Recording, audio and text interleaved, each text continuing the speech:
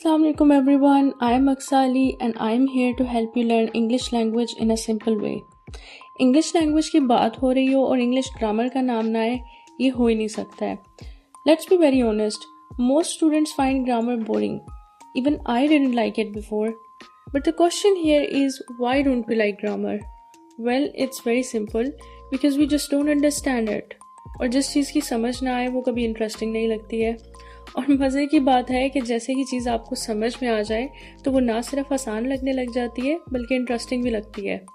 So I have decided, ना तो मैं खुद ग्रामर से डरूंगी और ना ही अपने लर्नर्स को डरने दूंगी. इसको इतने अच्छे से समझना है कि कभी मुश्किल लगे ही नहीं. With that said, let's start from the very basic. और वो बेसिक क्या है? Any guesses? Yep, we are talking about the tense. So what is a tense?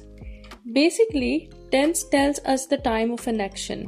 इसका मतलब है कि काम किस टाइम पे हो रहा है. And we know that there are only 3 times directions. Present यानी कि अब की बात हो रही है, past यानी कि गुजरे हुए टाइम की बात हो रही है, और future यानी कि आने वाले कल की बात हो रही है.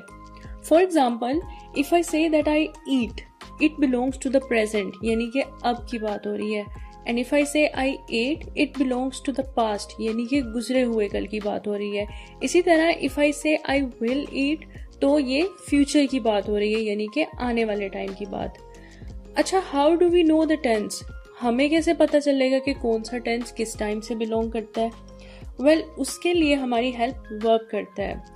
अब वर्ब क्या होता है? वर्ब बेसिकली एक सेंटेंस में एक्शन वर्ड होता है, जैसे ईट, स्लीप, वॉक, रन. क्या आपके दिमाग में कोई और एक्शन वर्ड आ रहा है? If yes, then quickly write it down in the comment section and let me know. खैर, वर्ब की एक स्पेसिफिक फॉर्म हमें ये बताने में हेल्प आउट करती है कि काम हो रहा है, हो चुका था या होने वाला है.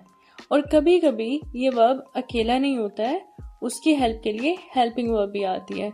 Don't worry, we'll learn that step by step. अभी के लिए I guess इतना ही काफ़ी है. Thank you for watching my video.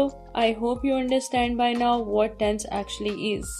See you in my next video. Until then, take care. Bye bye.